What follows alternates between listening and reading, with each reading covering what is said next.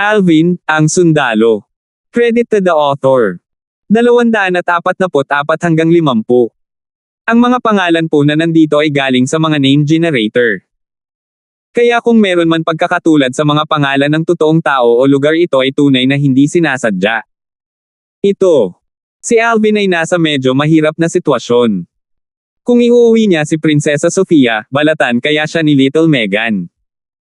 Nakaramdam ng lamig si Alvin sa kanyang gulugad nang maalala niya ang selos ni Little Megan. Gayunpaman, nang makita niya si Prinsesa Sofia na nakatingin sa kanya ng may maislan at nakakaantig na titig at mukha na puno ng pag-asa, ang kanyang puso ay lumambot sa huli. Kunin mo na lang siya bilang bisita. Inaliw ni Alvin ang sarili. Gaya ng inaasahan, nang ibalik ni Alvin si Prinsesa Sofia sa kanyang tahanan, ang tingin ni Megan ay naging mapagbantay sa unang posibleng sandali. Ang mukha ni Rosa sa halip ay may bakas ng kaina-hinalang ngiti.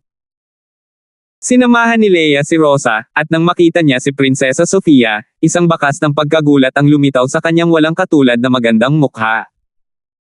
Hindi niya akalain na ang isang babaeng casual na iniuwi ni Alvin ay magkakaroon ng hitsura na hindi mababa sa kanya, ni Kelly, at ni Megan. Young Master, sino itong magandang kapatid na babae? Kinusat ni Kelly ang kanyang malalaking mata at tumingin kay Prinsesa Sofia habang tinanong niya si Alvin. Ito si Prinsesa Sofia. Bahagyang ngumiti si Alvin habang ipinakilala niya si Prinsesa Sofia sa mga babae sa kanyang tahanan. Agad, lahat sila ay naantig. Maging ang mukha ni Megan ay nagpakita ng pagkagulat dahil hindi niya akalain na ang babaeng iniuwi ni Alvin ay talagang si Prinsesa Sofia. Narinig ni Megan ang tungkol kay Prinsesa Sofia, ang numero 1 kagandahan sa Imperial City. Pagbati, Prinsesa. Saglit, kasama si Rosa, lahat ng 4 na babae ay bahagyang yumuko kay Prinsesa Sofia habang magalang nilang hinarap siya.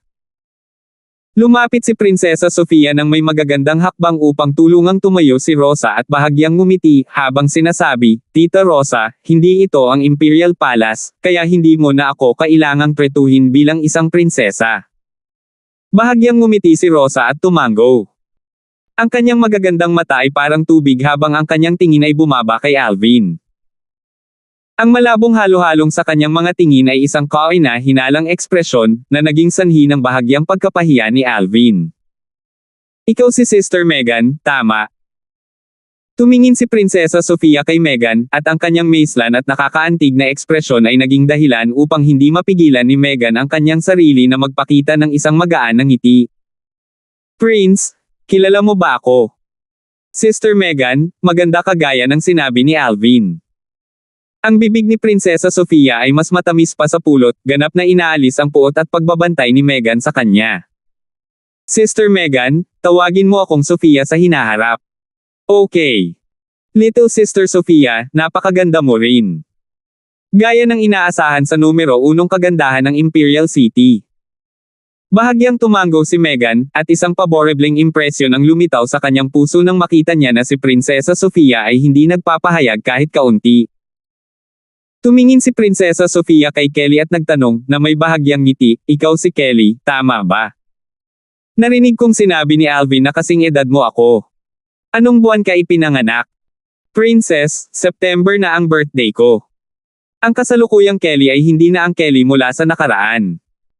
Kahit nakaharap ang isang prinsesa, hindi siya natarante ni Katie Ting at nakakachat ng walang pidgel. Kung gayon mas bata ako sa iyo. Birthday ko sa December. Sa hinaharap, Kuya Kelly ang itatawag ko sa'yo. You can call me Little Sister Sofia like how Big Sister Megan calls me. Mapaglarong inilabas ni Prinsesa Sofia ang kanyang cute na dila nang marinig niya ang sinabi ni Kelly, dahilan para magkaroon din ng paborebleng impresyon si Kelly sa kanya. Ah! May little sister na rin ako ngayon, bulalas ni Kelly sa mahinang boses. Bahagyang namumula ang kanyang magandang mukha, at ang magaan na ngiti na bumabalot sa mga sulok ng kanyang bibig ay may bahid ng pananabik. Hindi napigilan ni Alvin na mapabuntong hininga ng emosyonal nang makita ang eksenang ito. Gaya ng inaasahan sa isang tao mula sa Imperial Family, si Prinsesa Sofia ay talagang bihasa sa pamamahala ng mga pakikipag-ugnayan sa mga tao, at hindi nagtagal bago niya nakuha ang pag-aproba ng 3 dilag sa loob ng bahay ni Alvin. Ito ba? Tumingin si Prinsesa Sofia kay Leia sa huli. Maging si Prinsesa Sofia ay hindi maiwasang magkaroon ng magandang impresyon sa babaeng ito na parang isang celestial na dalaga na nahulog sa mortal na mundo. Ngayon, halos hindi tumigil ang pagkabigla sa kanyang puso. Noong una, bilang kinikilala ng publiko bilang numero unong kagandahan sa Imperial City, si Prinsesa Sofia ay lubos na nagtitiwala sa kanyang hitsura. Pero ngayon, sunod-sunod niyang nakita ang tatlong babae na hindi naman mababa sa kanya ang itsura. Bukod sa dalawang babae ni Alvin, nakilala na niya, ang hitsura ng maganda at pinong babaeng ito ay naging sanhi ng pagtibok ng kanyang puso. Napansin niya na ang babaeng ito ay katulad niya at naaakit kay Alvin. Sa isang sandali, isang pakiramdam ng kapwa pakikiramay sa isang kapwa nagdurusa ay lumitaw sa kanyang puso. Prinsesa, ako si Leia. Bahagyang ngumiti si Leia kay Prinsesa Sofia. Bahagyang nakaramdam siya ng pait sa kanyang puso. Natural na nauunawaan niya ang iniisip ni Prinsesa Sofia kay Alvin, at labis siyang nagseselo sa kung paano nakuha ni Prinsesa Sofia ang pag-aproba ng pamilya ni Alvin sa napakaikling panahon. Pagkatapos ng lahat, siya at ang pamilya ni Alvin ay magkasama sa loob ng ilang buwan, ngunit nakuha lamang niya ang pag-aproba ni Rosa at Kelly. Si Megan ay patuloy na nagbabantay sa kanya. Sister Leia. Matamis na ngumiti si Prinsesa Sofia kay Leia. Yan. Kayong lahat, babalik ako sa kwarto ko para magtanim. Isang mapait na ngiti ang lumitaw sa mga sulok ng bibig ni Alvin nang makita niyang naging propesyon siya sa kanila. Nagpaalam siya sa kanila at bumalik sa kanyang silid. Gaya ng kasabihan, tatlong babae ang pinakamagandang halaga para sa mga kababaihan na pag-usapan sa kanilang mga sarili. Ang apat na babaeng ito na nagtipon, sa Earth na pinanggalingan ni Alvin sa kanyang nakaraang buhay, ay makakagawa ng isang mesa para sa mahjong. Pagkatapos bumalik sa kanyang silid, sinimulan ni Alvin ang paglilinang ng ikatlong anyo ng Nine Dragons War Sovereign Technique, ang pandagdag na kasanayan sa militar ng Worm Python form. Defensive Martial Skill, Earth Dragon Shield. Ang Earth Dragon Shield na ito ay lubhang nangingibabaw. Kahit na wala itong kakayahang baligtarin at ilipat ang mga pag-atake tulad ng Greater Teleportation, sa mga tuntunin ng depensa, ito ay isang antas na mas malakas kaysa sa isang ordinaryong mataas na grado na Profound Rank Defensive Martial Skill. Kahit na ang Earth Dragon Shield ay nasa Mastery Stage lamang, ang depensa nito ay maaaring tumugma sa isang ordinaryong mataas na grade na Profound Rank Martial Skill sa Perfection Stage. Ang aking Greater Teleportation ay umasa sa nakapagpapagaling na epekto ng Bloodling Z upang makapasok sa kasalukuyan nitong perpektong yugto. Ayon sa mga alaala ng Rebirth Martial Emperor, kung ako ay magpino ng isang Inverse Source Pill, muli kong mapasigla ang nakapagpapagaling na lakas ng Bloodling Z sa loob ng aking fleshly body, Vital Energy, at Vital Energy. Ang mga materyales para sa Inverse Source Pill ay nasa listahan ng mga materyales na hiniling ni Alvin sa lahat ng kapangyarihang tipunin noong isang buwan. Binawi ni Alvin ang kanyang kaldero at sinimulang pinuhin ang Inverse Source Pill. Pagkatapos ng isang oras, nakumpleto ang Inverse Source Pill. Kasunod nito, kinain niya ang tableta at sinimulang pasiglahin ang nakapagpapagaling na lakas ng Bloodling G na nakatago sa loob ng kanyang katawang laman, mahalagang enerhiya, at dugo. Kasabay nito, sinimulan niyang iikot ang Earth Dragon Shield.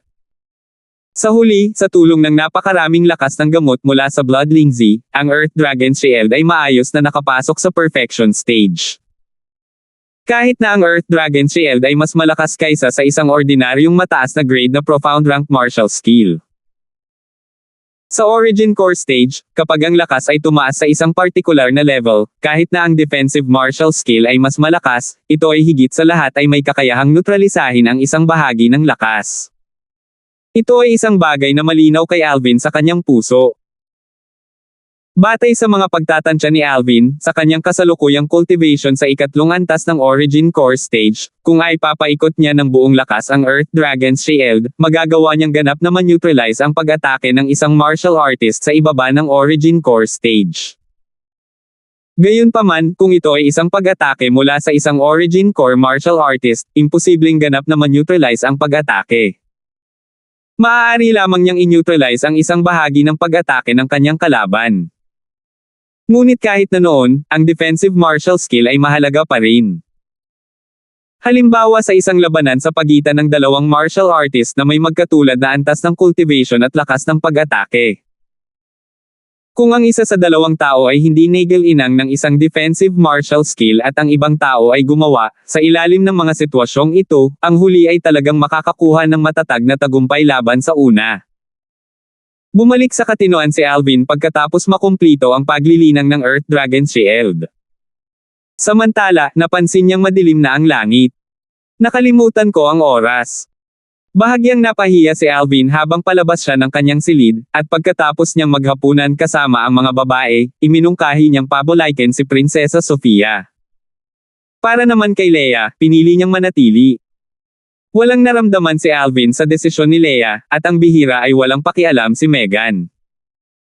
Matapos kunin ni Alvin si Prinsesa Sofia pabalik at bumalik, sa kanya lang nalaman kung bakit biglang naging mapagbigay si Megan. Bukas na tayo aalis. Sa pagsama ni Leia kay Tita Rosa, hindi magiging malungkot si Tita Rosa. Ang sinabi ni Megan ay naging sanhi ng labis na pagkaantig ni Alvin. Noong gabing iyon, pagkatapos magsaya nina Alvin at Megan, humiga si Megan sa kanyang balikat at sinabi, sa mahinang boses, "Bastos, alam kong naaakit sa iyo sina Leia at little sister Sofia." "Little Megan, anong pinagsasabi mo?" Niyakap ni Alvin si Megan sa kanyang mga bisig at hinaplos ang kanyang magandang buhok. "Itong maliit na bote ng suka. You dare say na wala kang iniisip?" Naningkit ang matubig at magagandang mata ni Megan habang nakatitig kay Alvin, dahilan para mapangiti ng mapait si Alvin. Bilang isang normal na lalaki, paanong hindi siya makapag-isip nang makita niya ang dalawang dilag? At saka, ang dalawang dilag na iyon ay napakabait at kaibig-ibig. Naging seryoso ang ekspresyon ni Megan habang sinasabi niya, "Napag-isipan ko na. Akala ko ano." Nakaramdam si Alvin ng bahagyang lamig sa kanyang likuran. Ang little Megan na ito ay hindi magkakaroon ng nakakatuwang ideya, tama ba? Naisip ko ito, na kung nais nilang pumasok sa pamilya, dapat muna nilang ipasa ang aking pagsubok. Mahiwagang ngumiti si Megan, na may hitsura na nagpapakita na nakakaramdam siya ng higit na kahusayan. "Anong pagsubok?" Nagtataka na tanong ni Alvin. "Secret." Inilibot ni Megan ang kanyang mga mata kay Alvin at hindi na nagsalita pa. Sa madaling araw kinabukasan, dinala ni Alvin sina Kelly, Megan, at Jack upang magpaalam kina Rosa, Leia, at ang kanyang house manager, si Rina, bago hinikayat ang kanilang mga kabayo na umalis sa Courtyard House at umalis sa Imperial City. Para sa iba pang mga tao, nagpaalam na si Alvin sa kanila isa-isa 2 araw na ang nakakaraan. Ang dumi ng Azure Forest Imperial Kingdom ay matatagpuan sa hilagang silangan ng Crimson Sky Kingdom, at ang 4 na grupo ni Alvin ay sumugod patungo sa Fergana Horses, na parang nagiging 4 na pulang kidlat na nagpalabas ng walang katapusang dami ng dumi sa hangin. His, sa loob ng manggas ni Alvin, ang 2 maliliit na sawa ay suwail na lumabas at tuwang-tuwang pamitik ng kanilang mga dila sa walang katulad na kagalakan. "Alam ninyong 2 na malapit na tayong umalis sa Crimson Sky Kingdom." Tumingin si Alvin sa 2 maliliit na sawa at umiling-iling na may ngiti. Sa hindi inaasahan, ang 2 maliliit na sawa ay tumango sa kanya na parang mga tao at sobrang mapaglaro. "Jack, kung magbibiyahe tayo sa pamamagitan ng Fergana Horse at magpahinga sa gabi, gaano katagal bago tayo makarating sa 7-star sword sect?" Tinanong ni Alvin si Jack habang hinihimok niya ang kanyang kabayo pasulong. Ang 7-star sword sect ay isa sa nangungunang 5 sekta sa Azure Forest Imperial Kingdom. Mahigit 70% ng mga disipulo sa loob ng 7-star sword sect ay mga cultivator ng espada. Dahil ang lakas ng pag-atake ng mga cultivator ng espada ay napakalakas, ang 7-star sword sect ay lubhang nangingibabaw sa loob ng Azure Forest Imperial Kingdom. Kahit na ang iba pang 4 na nangungunang sekta ay hindi naglakas loob na sakta ng 7-star sword sect. Narinig ni Alvin ang lahat ng ito mula kay Jack. Ayon sa sinabi ni Jack, ang impluwensya ng 7-star sword sect sa loob ng Azure Forest Imperial Kingdom ay mas mababa lamang sa Imperial family. Ang pinakamahalaga, ang 7-Star Sword Sect ay magre-recruit ng mga alagad sa labas ng court tuwing 6 na buwan, mas madalas kaysa sa iba pang 4 na nangungunang sekta. Gayunpaman, kahit na noon, ang mga miyembro ng 7-Star Sword Sect ay mas mababa kaysa sa iba pang 4 na nangungunang sekta. Ang 7-Star Sword Sect ay sikat sa pagiging sobrang malupit kapag nagre-recruit ng mga alagad sa labas ng court. 245. Nag-isip sandali si Jack, pagkatapos ay sinabi niya kay Alvin, mga kalahating taon. Tumango si Alvin. Inihanda na niya ang pag-iisip para sa sagot na ito. Aabutin ng 3 buwan bago makarating sa domain ng Azure Forest Imperial Kingdom mula sa Imperial City ng Crimson Sky Kingdom, at ang pagpunta mula sa hangganan ng Azure Forest Imperial Kingdom hanggang sa 7-Star Sword Sect ay medyo malayo pa. Ang grupo ng 3 ni Alvin ay may proteksyon ni Jack, itong pangalawang antas na Void Prying Stage Powerhouse na nakakaunawa sa Advanced Sword Force, kaya hindi sila nakatagpo ng anumang problema sa paglalakbay mula sa Crimson Sky Kingdom patungo sa Azure Forest Imperial Kingdom. Paminsan-minsan, kapag sumugod ang mga bandido, sila ay ganap na papatayin ni Jack. Katulad ng mga inaasahan ni Alvin, pagkatapos ng 3 buwan, nakarating sila sa isang lungsod na nasa pagitan ng Crimson Sky Kingdom at ng Azure Forest Imperial Kingdom. Kahit na ang lungsod na ito ay hindi isang lungsod ng county ng Crimson Sky Kingdom, ang lugar na inookupahan nito ay hindi mas maliit sa isang lungsod ng county. Jack, nakapunta ka na ba sa lungsod na ito? Tanong ni Alvin. Umiling si Jack. Pumasok na tayo sa loob. Tumaas ang kilay ni Alvin, pagkatapos ay diretso siyang pumasok sa lungsod kasama ang 2 maliliit na batang babae na nakasuot ng belo para matakpan ang kanilang mga mukha. Ang lungsod na ito ay lubhang abala, at maraming naglalakbay na mga ngalakal ang makikitang papasok at palabas dito. Ayon sa hula ni Alvin, ang mga naglalakbay na mga ngalakal na ito ay dapat na pabalik-balik sa pagitan ng Crimson Sky Kingdom at ng Azure Forest Imperial Kingdom. Matapos makapasok sa lungsod, ang mga taong nakasakay sa Fergana horses ay makikita sa lahat ng dako, kaya ang grupo ni Alvin ng 4 na nakasakay sa Fergana horses papunta sa lungsod ay hindi nakakuha ng atensyon ng ibang tao. Sa pangunguna ni Alvin, silang 4 ay nakahanap ng isang restoran upang kumain. Bago umorder ng mga pagkain, binigyan ni Alvin ang restaurant attendant ng isang maliit na tip at nagtanong, ipakilala mo sa akin ang lungsod na ito. Natural na sasabihin ng attendant ang lahat ng nalalaman niya nang walang pag-aalinlangan kapag nakita niyang napakabukas palad ni Alvin, at bahagya siyang ngumiti. Customer, ito ba ang unang beses na pumunta ka sa ating Blackwing City? Blackwing City. Tumaas ang kilay ni Alvin, at patuloy siyang nakinig sa attendant. Customer, ang ating Blackwing City ay isang border merchant city sa ilalim ng Azure Forest Imperial Kingdom. Ito ay matatagpuan sa hilagang silangan na hangganan ng Crimson Sky Kingdom. Karaniwan, ang ilan sa mga naglalakbay na mga ngalakal na pabalik-balik sa pagitan ng Azure Forest Imperial Kingdom at ng Crimson Sky Kingdom ay nagpapahinga sa ating Blackwing City, dahan-daang sabi ng attendant. Tumango si Alvin. Ito ay isang bagay na napansin niya sa pagpunta dito kanina. Nagpatuloy ang attendant, customer, dahil ito ang unang pagkakataon mo sa ating Blackwing City, dapat mong tandaan. Huwag na huwag mong saktan ang mga taong may apelyido na Huang, Zong, o Maria. Habang nagsasalita siya hanggang sa puntong ito, medyo seryoso ang mukha ng attendant. Ano ang espesyal sa 3 apelyido na ito? Nagtataka na tanong ni Alvin. Umiling ang attendant. Walang espesyal. Ang mga apelyido na ito ay eksaktong apelyido ng 3 dakilang angkan sa ating Blackwing City. Customer, dapat ay galing ka sa Crimson Sky Kingdom, tama? Paano mo nalaman? Bahagyang nagulat si Alvin. Nakangiti ang attendant habang sinabi niya, dahil ang mga taong papunta sa Crimson Sky Kingdom mula sa Azure Forest Imperial Kingdom ay kadalasang sumusunod sa mga naglalakbay na merchant sa kanilang paglalakbay, at halos walang individual na manlalakbay. Kaya nahulaan ko na ang customer ay mula sa Crimson Sky Kingdom. Balak ng customer na magtungo sa Azure Forest Imperial Kingdom. Eksakto. Tumango si Alvin. Customer, be sure to remember what I said earlier. Kahit na ang tatlong dakilang clan ng Blackwind City ay wala sa Azure Forest Imperial Kingdom, mas malakas sila kaysa sa maraming clan mula sa Crimson Sky Kingdom mo. Kahit na mas mababa lang sila sa tatlong nangungunang clan ng Imperial City ng Crimson Sky Kingdom. Paalala ulit ng attendant. Naiintindihan ko. Tumango si Alvin, at ang mga sulok ng kanyang bibig ay napangiti. Natural na alam niya na ang tatlong nangungunang angkan ng Crimson Sky Kingdom na binanggit ng attendant ay tiyak na ang Dolan Clan, ang Dolan, at ang Sullivan Clan. Hindi banggitin ng isang pag-iral na mas mababa sa tatlong dakilang angkan, kasama si Jack dito, si Alvin ay hindi man lang natatakot sa tatlong dakilang angkan mismo.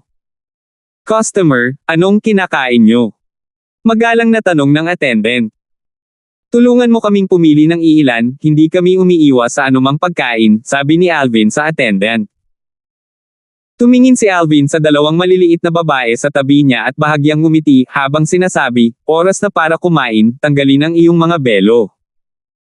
Ipinikit ng dalawang maliliit na babae ang kanilang magagandang mata, pagkatapos ay masunurin nilang tinanggal ang mga saplot sa kanilang mga mukha. At sa sandaling ito, umalangaw-ngaw ang mga tunog ng pagbagsak ng mga tasa sa loob ng restaurant.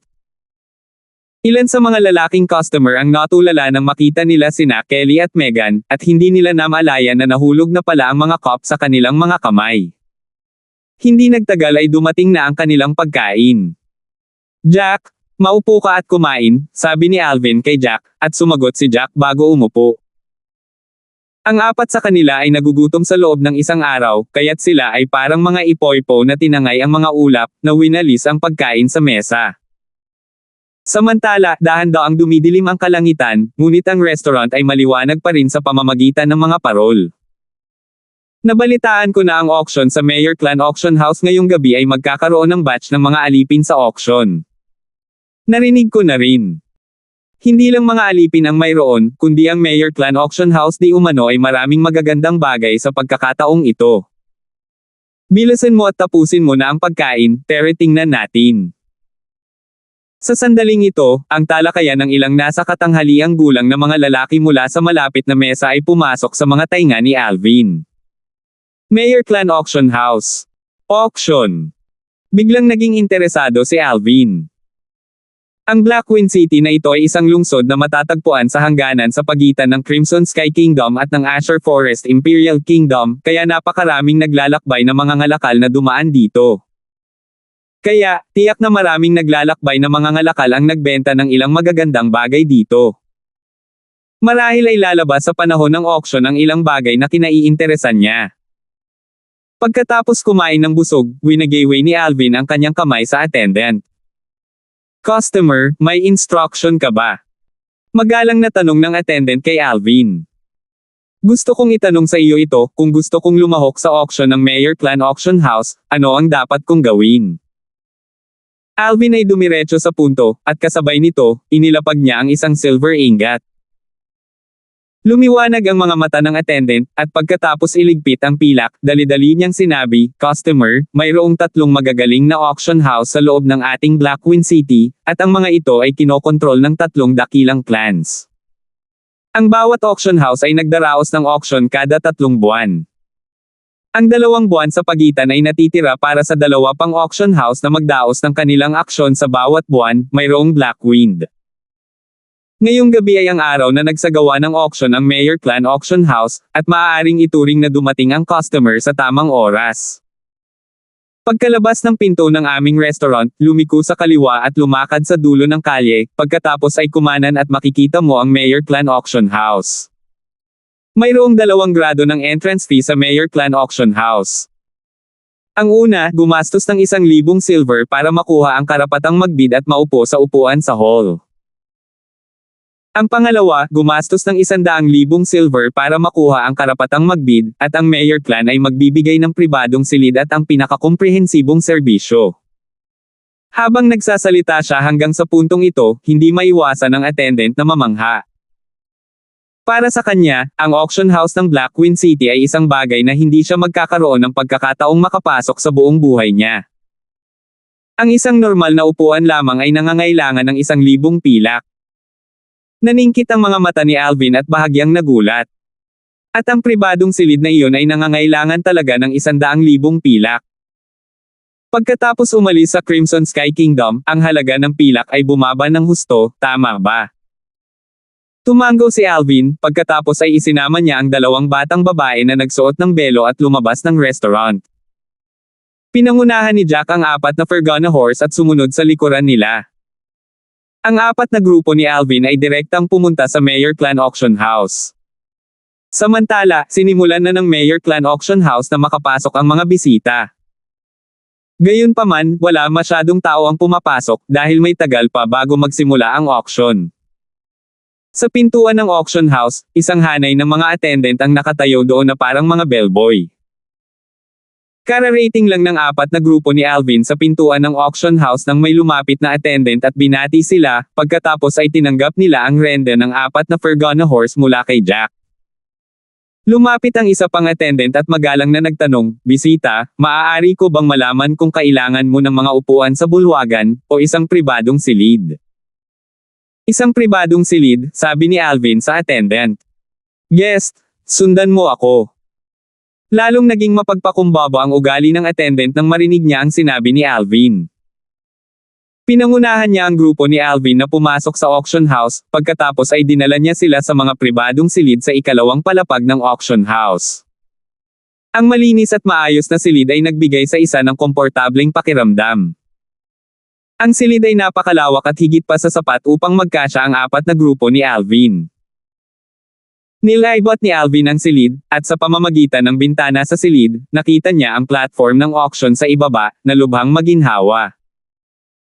Nang makapasok ang attendant, nagsimula siyang magbuhos ng mainit na tsaa para kay Alvin at sa 2 maliliit na babae, pagkatapos ay naghanda siya ng mga pampalamig bago magalang na tumayo sa gilid. Makalipas ang ilang sandali, umalangaw-ngaw ang tunog ng pagkatok sa pinto. Malakas na naglakad palabas ang attendant para buksan ang pinto ng silid, pagkatapos ay magalang niyang binati ang nasa labas. Manager. Ang isang nasa katanghaliang gulang na lalaki na may mukha na puno ng pinaggapasan ay dahan-daang pumasok, pagkatapos ay tumingin siya kay Alvin. "Guest, nice to meet you. Ako ang manager ng Mayor Clan Auction House, Maki Mayor." Natural na mahulaan ni Alvin ang dahilan kung bakit dumating ang manager ng auction house. Sa pagtaas ng kanyang kamay, lumitaw ang 100,000 pilak mula sa manipis na hangin, at ipinasan niya ito kay Maki. Nang matanggap ni Maki ang pilak, biglang nagningning ang kanyang tingin. Ang unang pumasok sa isip niya ay ang binatang ito na mukhang wala pang 20 ay hindi simple. Ang pagkakaroon ng spatial ring sa murang edad, halatang pambihira ang kanyang background. "Salamat, bisita." Matapos maitabi ni Maki ang pilak, matalim niyang sinulyapan si Jack, na nasa likod ni Alvin, pagkatapos ay tumalikod at umalis. "Mga panauhin, kung may kailangan kayo, magbilin kayo sa akin, magbabantay ako sa labas ng pinto," magalang na sabi ng attendant, saka siya lumabas at isinara ang pinto. Samantala, inalis ni Kelly at Megan ang kanilang mga saplot. "Kailangan nating gumastos ng 100,000 silver para lang manatili sa pangit na lugar na ito ng ilang oras." Umiling si Megan. Pakiramdam niya ay mahirap tanggapin ang katotohanan ito. Bagamat walang sinabi si Kelly, puno pa rin ng pagtataka ang mukha niya. Bahagyang ngumiti si Alvin. Ito ay isang bagay na naiintindihan niya. Pagkatapos ng lahat, ang lugar na ito ay hindi maikukumpara sa mga lungsod na iyon sa loob ng Crimson Sky Kingdom. Hanggang sa isang tiyak na lawak, ang lugar na ito ay maaaring ituring na isang lungsod ng Azure Forest Imperial Kingdom.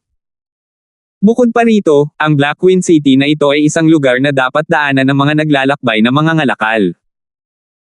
Kaya, ang pamantayan ng mga gastos dito ay malamang na hindi gaanong naiiba sa mga lungsod na iyon sa loob ng Azure Forest Imperial Kingdom. Ito ay isang bagay na napansin na ni Alvin nang magbayad siya ng bill sa restaurant. Hindi pa rin nagsisimula. Makalipas ang kalahating oras, kumunot ang noo ng magagandang kilay ni Megan at bahagyang naiinip siya. 246. Dapat malapit na. Tumaas ang kilay ni Alvin, tila may napansin. Samantala, sa bintana ng silid, malabong makikita ang mga tao na naglalakad papunta sa bulwagan na may malalaking hakbang at naghahanap ng mauupuan. Habang lumilipis ang panahon, Parami na rin ang dumating. Hindi nagtagal, ang bulwagan ay napuno ng napakaraming tao. Ang mga upuan sa bulwagan ay tig-1,000 pilak. Mula sa entrance fees, itong Mayor Clan Auction House ay nakakatanggap ng pera hanggang sa lumambot ang kanilang mga kamay. Hindi mapigilan ni Alvin na mamangha. Kapag maraming tao sa isang lugar, natural na magiging sobrang maingay. Sa di nagtagal, napansin ni Alvin ang isang matandang lalaki na dahan-daang naglalakad sa platform ng auction. At alam niyang magsisimula na ang auction. Lahat, maligayang pagdating sa aming Mayor Clan Auction House. Ginagarantiya ko sa lahat na ngayong araw, mararamdaman ninyong lahat na hindi nasayang ang inyong oras. Tulad ng inaasahan, pagkatapos maglakad sa platform ng auction, ang matanda ay naglabas ng isang grupo ng mga walang kwentang kalokohan. Walang iba kundi ang pag-advertise at pagpuri kung gaano kahusay ang mga item para sa auction sa kanilang Mayor Clan Auction House ngayon. Ito ay walang iba kundi ang pagtunog ng sariling kampana. Sige, nakikita ko na lahat ay hindi maaaring gusto. Ang unang auction item ay ipresenta ngayon din. Biglang tumunog ang boses ng matanda. Ilang sandali, ang mga taong natutulog sa bulwagan ay nanginginig at nagising. Hawak ng isang batang babae ang isang tray na natatakpan ng pulang tela sa kanyang kamay habang naglalakad siya sa platform ng auction. Nang iangat ng batang babae ang pulang tela, ang bagay sa tray ay lumitaw sa mga mata ng lahat, at ito ay isang bote ng tableta. Kinuha ng matandang lalaki ang bote ng tableta, winalis ang bulwagan gamit ang kanyang tingin, at pagkatapos ay sinabi, ng may malinaw na boses, lahat, sa loob ng bote ng tableta na ito ay may 10th Origin Strengthening Pills. Ang Origin Strengthening Pill, isang medicinal pill na ginagamit ng Origin Core Martial Artists. Nagagawa nitong palakihin ang kanilang bilis ng paglilinang. Gayunpaman, kahit sa mga tindahan ng gamot, ang Origin Strengthening Pills ay ibinebenta kahit saan. Sa ilang sandali, maraming tao ang walang interes. At mayroon pang ang mga taong nagsabi ng disdain, kailan ba bumaba ang Mayor Clan Auction House sa ganoong antas? Sa totoo lang, ang pagsusubasta ng ganoong karaniwang bagay. Origin Strengthening Pills ay ibinebenta sa mga tindahan ng gamot sa halagang 10,000 pilak bawat isa at ibinebenta sa mga presyong malinaw ang marka. Eksakto, hindi na kailangang mag-auction ng ganitong klaseng bagay, di ba? Bilasan mo at palitan mo ito sa susunod na item sa auction. Nagsimulang maghiyawan ang mga tao sa hall. Lahat, mangyaring manahimik. Hindi nagbago ang ekspresyon ng matanda nang humarap sa ganoong eksena, kahit sa lawak na tila alam na niya noon pa man na mangyayari ito. Nang itaas ng matanda ang kanyang kamay, tumahimik ang bulwagan. Lahat, iniisip ba ninyong lahat na ang ating Mayor Clan Auction House ay magsusubaste ng isang ordinaryong Origin Strengthening Pill? Naningkit ang mga mata ng matanda, saka siya bahagyang ngumiti. Alam ng lahat na ang mga medicinal pill na pinino ng mga ordinaryong alchemist ay may purity na higit sa 60%. At ang pagkakaroon ng purity na 65% ay napakahirap makuha. Gayunpaman, ang Origin Strengthening Pill sa bote ng pill na nasa kamay ko ay may purity na umabot ng 75%. 75%, ano yun? Kapag ang Origin Strengthening Pill na may 75% purity ay nakonsumo at ginamit sa pag-cultivate, ang pagtaas ng cultivation speed ay doble ng bilis ng isang Origin Strengthening Pill. Kung ito ay ibibigay sa isang Origin Core Martial Artist na nakulong sa bottleneck at hindi makalusot pagkatapos ng mahabang panahon, kung sila ay makakaubos ng pill na ito ng diretso, kung sila ay diretsyong makakayanan ang pill na ito. Samira. Gaya ng inaasahan, ang mga salita ng matanda ay nagdulot ng kaguluhan sa loob ng bulwagan. 75% purity Origin Strengthening Pill. Totoo ba o peke? Sino bang alchemist ang napakabigat? Sino ang kayang magpino ng Origin Strengthening Pill na may ganoong kataas na kadalisayan? Maraming tao sa loob ng bulwagan ang hindi makapaniwala. Sa pagkakaalam nila, ang isang medicinal pill na may purity sa 70% ay maaari nang ituring na isang pagkakaroon ng tsismis. Ang isang medicinal pill na may purity na 75% ay malapit na sa 80% purity medicinal pill ng alamat. Nang makita ito, nagpatuloy ang matanda, lahat, ang 10 origin strengthening pills na ito ay personal na nasubak at napatunayan ng ating Mayor Clarence Lord Junifer.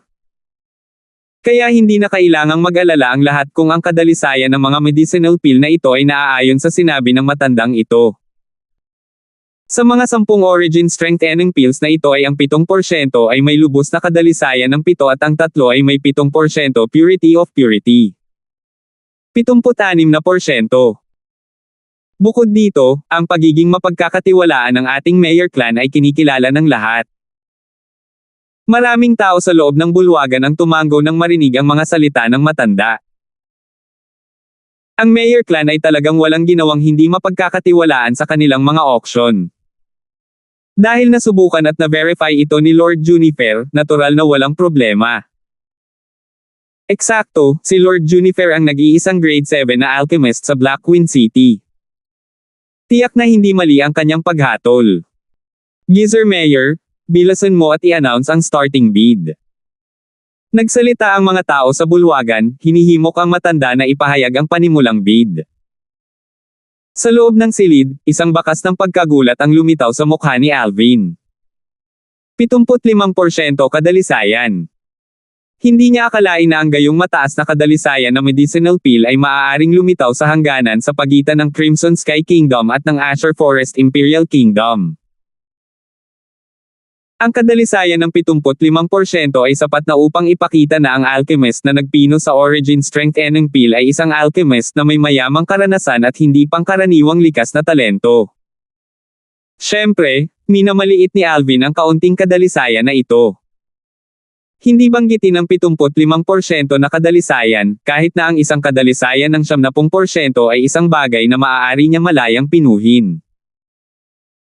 Kung sineseryoso niyang pinuhin ang medicinal pill, posible pa rin para sa kanya na pinuhin ang isang medicinal pill na may purity na 79%.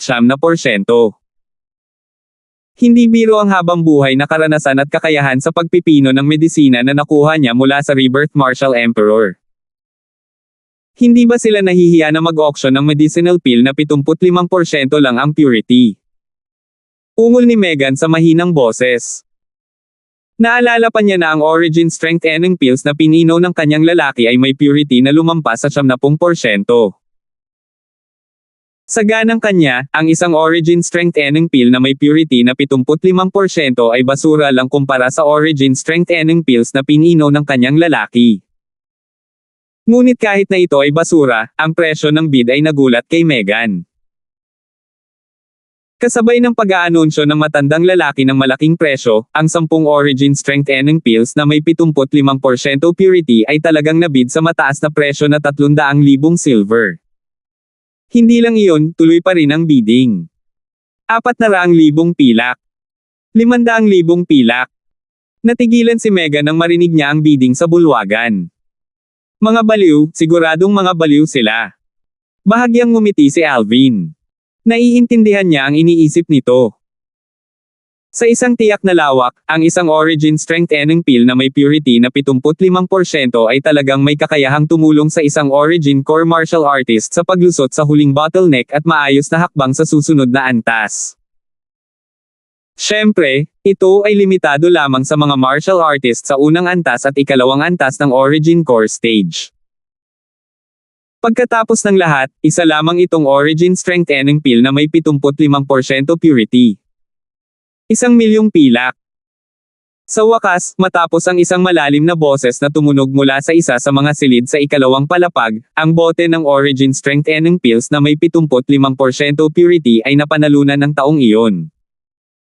Nakuha ng guest sa room number 5 itong bote ng Origin Strengthening Pills na may 75% purity.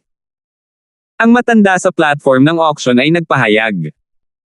Kasunod nito, may hawak na tray ang isa pang batang babae habang paakyat siya sa auction platform. Ang item sa auction sa pagkakataong ito ay isang grade 8 spirit weapon na nagbigay ng 18% amplification. Ang grupo ni Alvin ay walang kaunting interes sa item na ito sa auction. Scoundrel, iyong 10 origin strengthening pills na may 75% purity lang ay talagang nakapagbenta ng 1 million silver. Kung ang origin strengthening pills na na-refine mo ay ibebenta, hindi ba't mas malaki pa ang halaga nito? Tapos makabawi si Megan mula sa kanyang pagkagulat, tumingin siya kay Alvin na may isang pares ng magagandang mata na may bakas ng maliwanag na ilaw sa loob. Napangiti si Alvin habang sinabi niya, "Syempre. Ang isang origin strengthening pill na may purity na 75% ay nagkakahalaga ng 100,000 silver. I wonder how much the origin strengthening pills with over 70% purity that you refine is able to sell for." Si Megan ay may kakaibang ekspresyon. Parang gusto niyang malaman ang sagot. Siyempre, nakikita ni Alvin ang mga iniisip ni Megan, at umiling siya ng may ngiti. "Little Megan, kung gusto mo talagang malaman, pipili ako ng origin strengthening pill na may pinakamababang purity para ibigay sa Mayor Clan Auction House para mag-auction out. I assume na magiging interesado rin sila." Nagningning ang magagandang mata ni Megan, at ang kalapit na Kelly ay may mukha na puno ng kuryosidad. "Jack, tawagan ang attendant," utos ni Alvin kay Jack. Hindi nagtagal, pumasok ang attendant. "Guest, may instruction ka ba?" Itinaas ni Alvin ang kanyang kamay at may lumabas na bote ng tableta, pagkatapos ay ipinasa niya ito sa attendant. May medicinal pill sa loob. "Balak kong i-auction ito sa iyong auction house. Pakiusapan ng manager na ayusin ito." Nang hindi nagtanong ng anuman, iniabot ng attendant ang kanyang kamay upang tanggapin ito matapos marinig ang sinabi ni Alvin. Alam niya kung ano ang itatanong at kung ano ang hindi dapat itanong. Pagkaalis ng attendant, tumingin muli si Alvin sa auction platform at napansin na ang grade 8 na spirit weapon ay nabid. Manager. Matapos matanggap ng attendant ang bote ng tableta mula kay Alvin, hinanap niya ang manager, si Maki. Bumaba ang tingin ni Maki sa kamay ng attendant, at nagtanong siya. Gusto ng bisitang mag-auction ng item. Oo, manager. Ang batang bisitang iyon, magalang na sabi ng attendant. Young guest. Yung naka-violet na binata. Nagtataka na tanong ni Maki. Oo. Tumango ang attendant. Tinanggap ni Maki ang bote ng tableta at binuksan ito para tingnan. Hindi niya napigil ang sumimangot nang mapansin niya na isa talaga itong origin strengthening pill sa loob. Ano ang ibig sabihin ng bisitang iyon? Origin strengthening pill. At isa lang. Sa huli, hindi na niya direktang pinabalik itong origin strengthening pill at sa halip ay dinala niya ito sa likod ng auction house. Panginoon Juniper. Hindi nagtagal, natagpuan ni Maki ang nag-iisang grade 7 na alchemist sa kanilang Mayor Clan, si Juniper. Hanggat ang Mayor Clan Auction House ay nagsasagawa ng auction, si Juniper ang mamumuno. Oo. Si Juniper ay isang matandang lampas 70 taong gulang, at nagtataka siyang nagtanong nang makita niyang dumating si Maki, Manager Chin, may problema ba? Nilampasan ni Maki ang bote ng tableta sa kanyang kamay. Lord Juniper, isa itong auction item na gustong i-auction ng isa sa ating mga bisita sa ating auction house. Tulungan mo akong makita kung ito ay espesyal sa anumang paraan. Tinanggap ni Juniper ang bote ng tableta at nagtanong, ano ito? Origin strengthening pill. Ang mga sulok ng bibig ni Maki ay gumulong sa mapait na ngiti. Origin strengthening pill. Hindi napigilan ni Juniper na matulala, pagkatapos ay sumimangot siya. Joke ba ito? Sinong bisita ang gustong mag-auction nito? Maliban na lang kung origin strengthening pill ito na may purity na 70% pataas, walang halaga ang pag-auction nito. Bahagyang napahiya si Maki habang sinabi niya, Lord Juniper, ang panauhin na gustong mag-auction nitong origin strengthening pill ay tila may kakaibang background, kaya hindi ko ito direktang ibinalik sa kanya. Tulungan mo akong tumingin muna. Kung talagang hindi ito maganda, ibabalik ko ito sa kanya. Tumango si Juniper, pagkatapos ay binuksan niya ang bote ng pill at ibinuhos ang medicinal pill mula sa loob. Isa.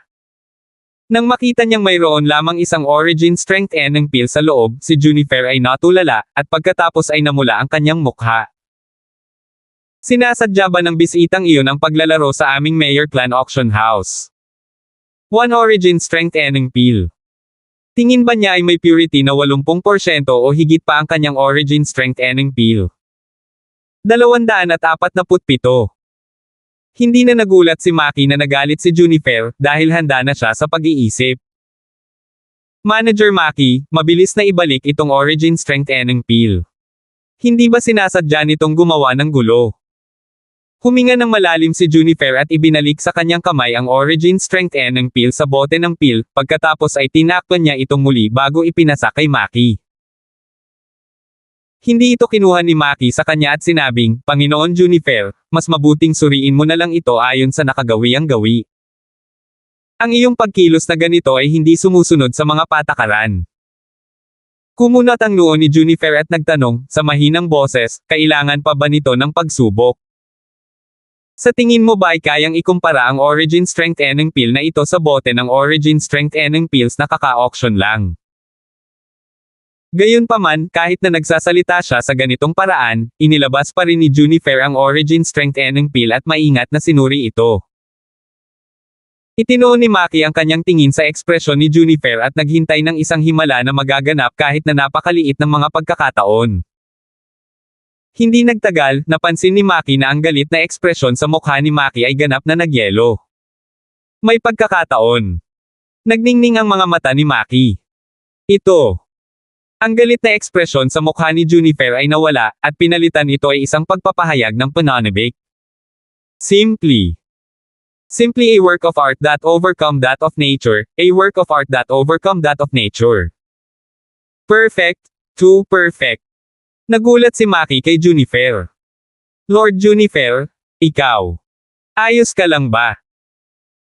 Hindi ito ang unang araw na nakilala niya ang grade 7 na alchemist na ito, ngunit nakakasigurado siya na ito ang unang pagkakataon na nakita niya itong grade 7 alchemist na sobrang excited.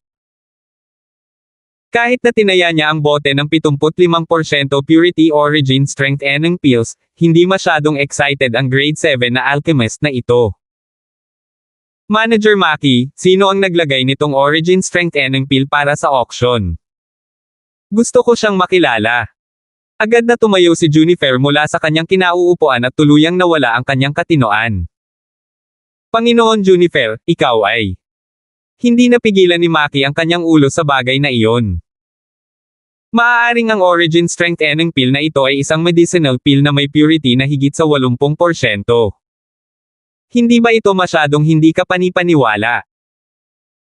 Huminga ng malalim si Junifer, pinigilan ang pananabik sa kanyang puso, at dahan-daang nagtanong, Manager Chin, alam mo ba kung ano ang kadalisayan ng origin strength eneng peel na ito? Hindi kaya ito ay talagang may 80% o higit pa sa kadalisayan?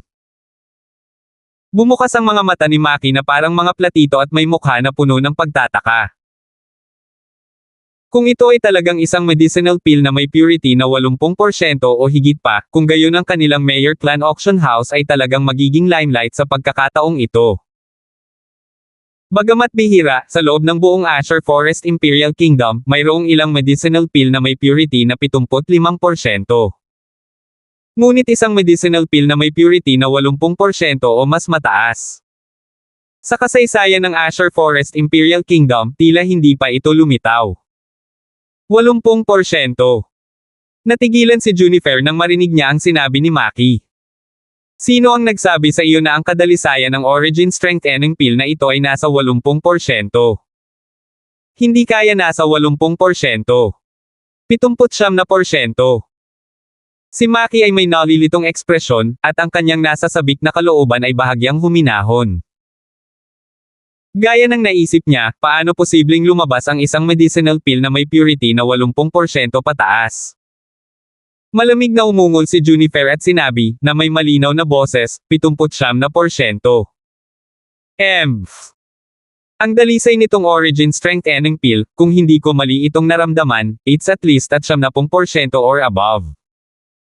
Nang matapos siyang magsalita ay baka sa mukha niya ang excitement.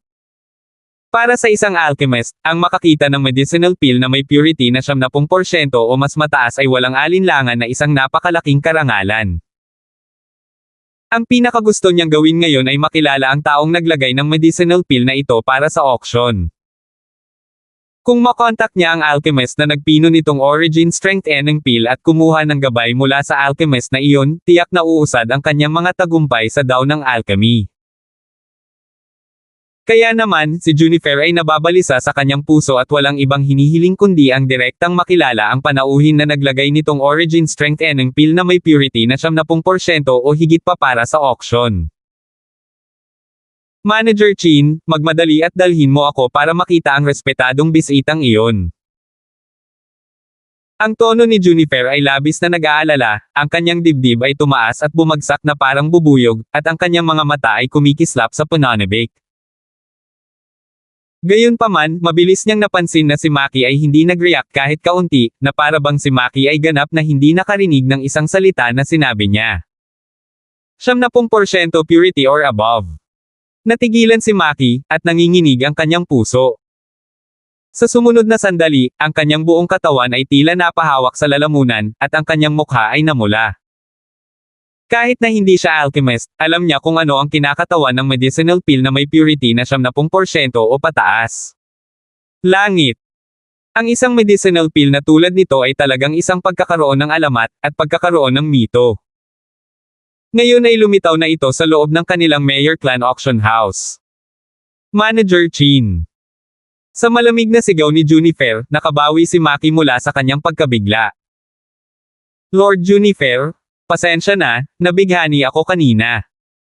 Bilasan mo at dalhin mo ako para makita ang ginagalang na panauhin.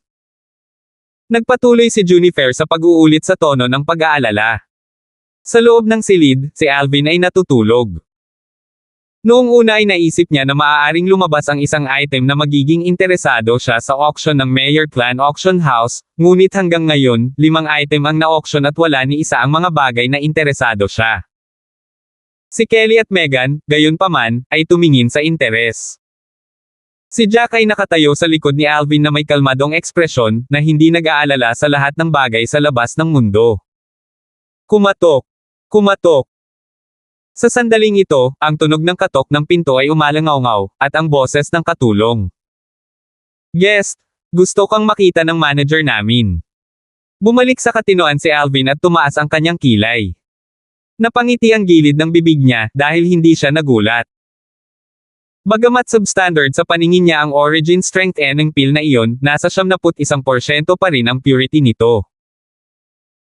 Hindi pa banggitin ng Asher Forest Imperial Kingdom, kahit na sa buong Darkan Dynasty, o kahit na ang foreign lands, ang isang medicinal pill na may purity na 71% ay isang bagay na halos hindi kayang pinuhin ng mga alchemist. Ito ay isang bagay na tanging Rebirth Martial Emperor lamang ang kayang gawin bilang isang royal grade alchemist.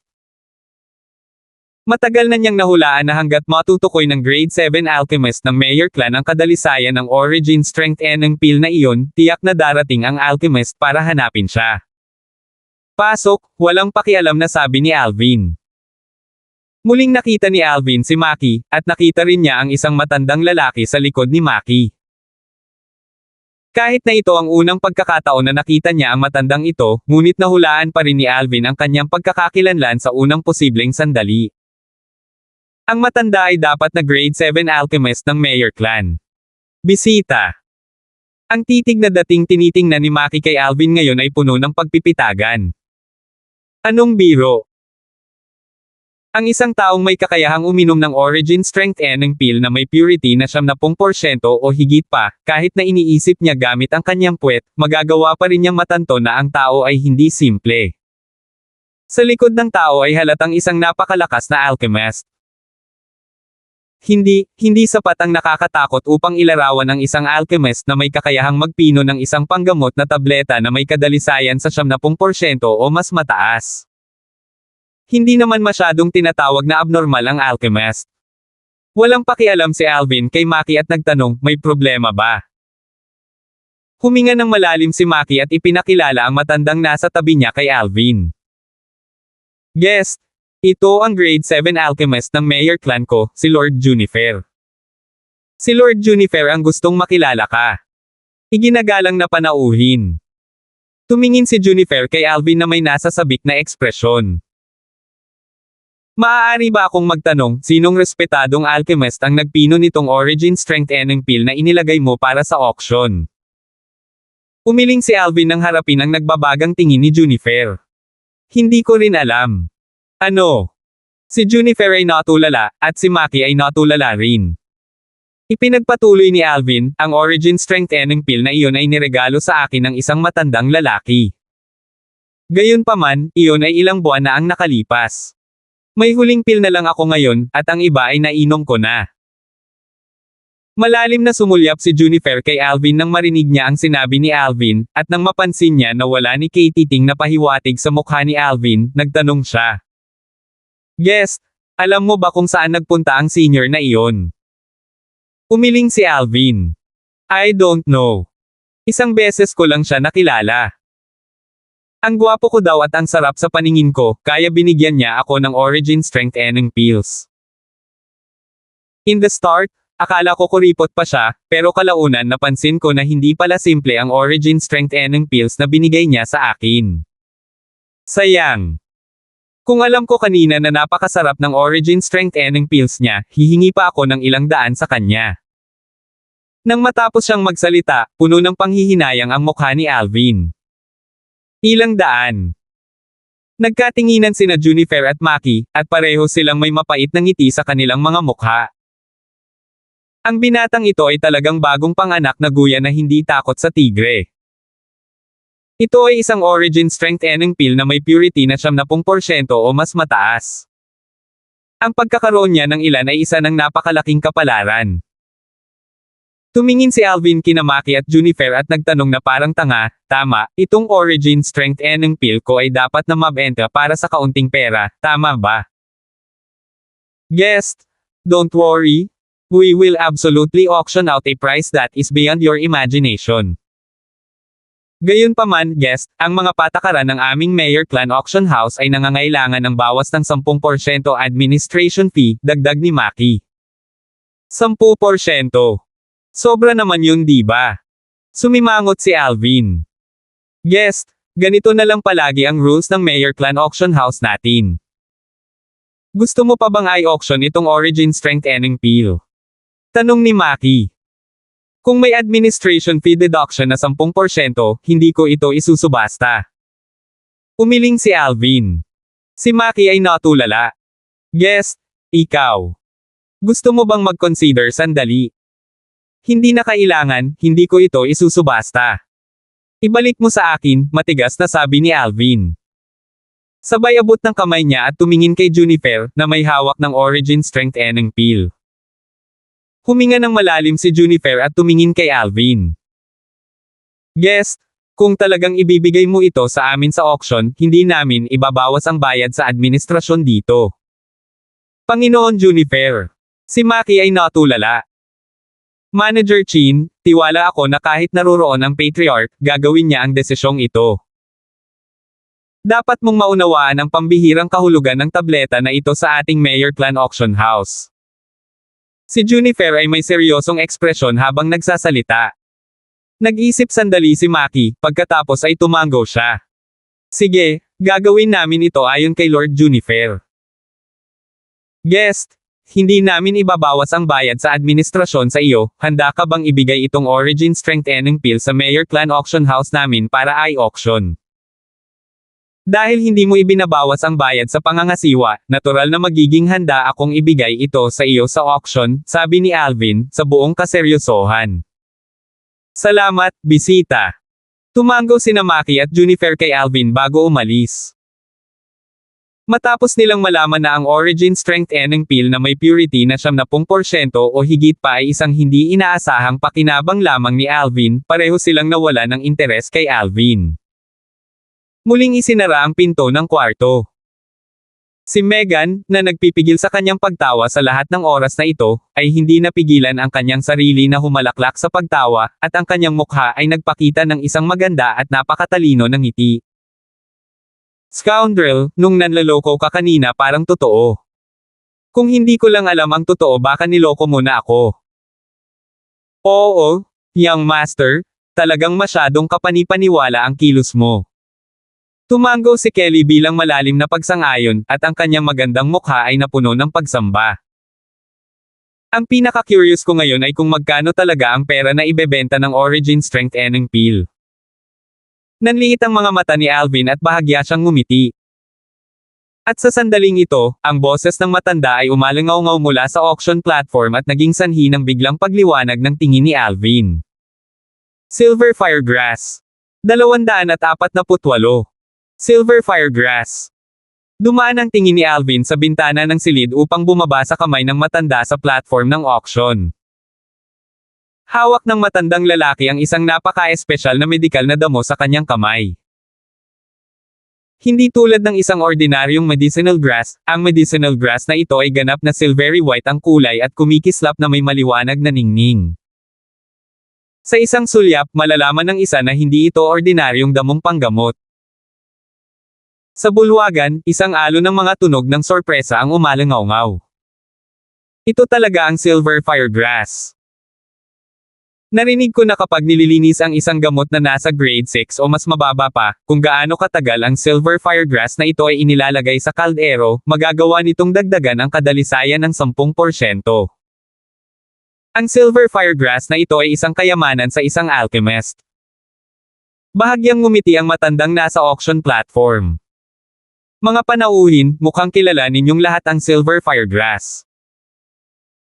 Eksakto, ang Silver Firegrass ay talagang may kakayahang pataasin ang kadalisayan ng grade 6 medicinal pill o mas mababa, at maaari nitong dagdagan ang kadalisayan ng hindi bababa sa 10%. Ang pagtaas ng kadalisayan ng isang grade 6 o mas mababa sa medicinal pill. Sa silid, lumitaw ang paghamak sa mga sulok ng bibig ni Alvin. Sa ganang kanya, ito lamang ang pinakakaraniwan at malawakang paggamit ng Silver Firegrass. Mahirap na ganap na ipahayag ang halaga ng Silver Firegrass. Ang Silver Firegrass na ito, sa kanyang mga kamay, ay maaaring maging matagumpay na sandata. Mga bisita, ang panimulang presyo ng bid para sa Silver Firegrass ay 100,000 silver. Ngayon, maaaring magbid ang mga interesadong bisita. Dahan daw ang sabi ng matandang nasa auction platform. 100,000 pilak.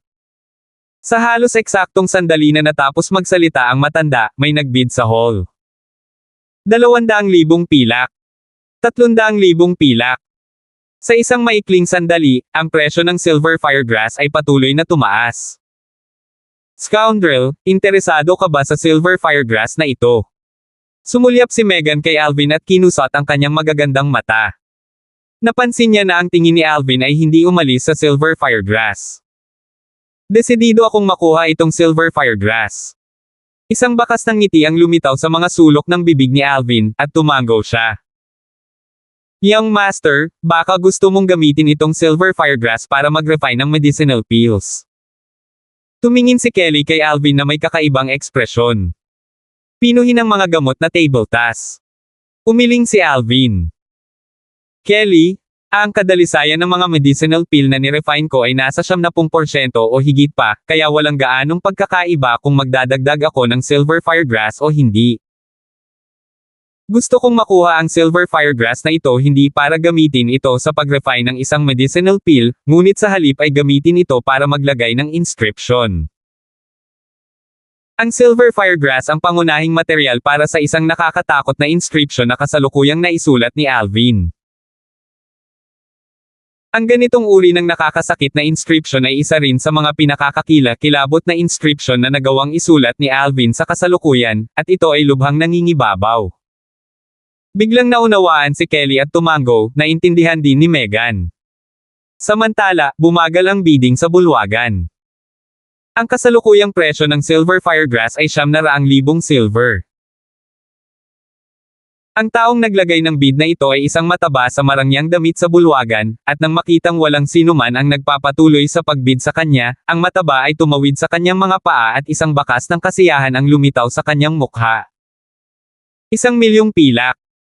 Sa sandaling ito, isang malakas na boses ang umalingaw-ngaw mula sa isang silid sa ikalawang palapag. Dahilan sa pag-freeze ng ngiti sa mukha ng mataba, nagmura siya habang sinasabing, ayoko na. Nakatuon ang tingin ni Alvin, habang naiintindihan niya na ang mga bisita sa mga silid sa ikalawang palapag ay malapit ng kumilos. Hindi siya nagmamadaling magbid. 1,100,000 pilak. Isang boses ang narinig mula sa kabilang kwarto. Sa huli, ang dalawang taong ito ay nagbid hanggang sa tumaas ang presyo ng bid ng Silver Firegrass sa 1,700,000 silver. Ang bisita sa room number 7 ay naglagay ng bid na 1,700,000 silver, mayroon pa bang ibang bisita na nangangailangan nito? Ang matandang lalaki sa platform ng auction ay dahan-daang nagsabi, 1,700,000 pilak ang napupunta ng isang beses, 1,700,000 na mga pilak ay 2 beses. 2,000,000. Sa sandaling ito, nagsalita si Alvin. Siya ay tiyak na naghihintay para sa huling sandali upang gumawa ng kanyang paglipat. Sandaling tumahimik ang room number 7. Nagkagulo ang bulwagan. Baliw. Silver Firegrass lang yan, hanggang 2,000,000 pilak talaga ang bidding. Eksakto, ang Silver Firegrass ay maaaring makapagpataas ng kadalisayan ng isang batch ng grade 6 medicinal pills. 1,700,000 silver ay mataas na ang presyo. Hindi natin naiintindihan ang mundo ng mayayaman. Karamihan sa mga tao sa bulwagan ay nadama na ang taong nagbid ng 2,000,000 pilak ay isang pasusuhin. Ang matandang lalaki sa auction platform ay hindi inaasahan na ang Silver Firegrass ay maaaring i-bid sa mataas na presyo na 2,000,000 pilak, at ang kanyang mukha ay bahagyang namula. Ang bisita sa room number 1 ay nagbid ng 2,000,000 pilak. May iba pa bang bisita na gustong magbid ng mas mataas na presyo? 2,000,000 ang pupunta ng isang beses. 2,000,000 going twice. 2,000,000 going thrice. Deal. Ang Silver Firegrass ay pag-aari ng bisita sa room number 1. Sa huli, nanalo si Alvin sa bid para sa Silver Firegrass.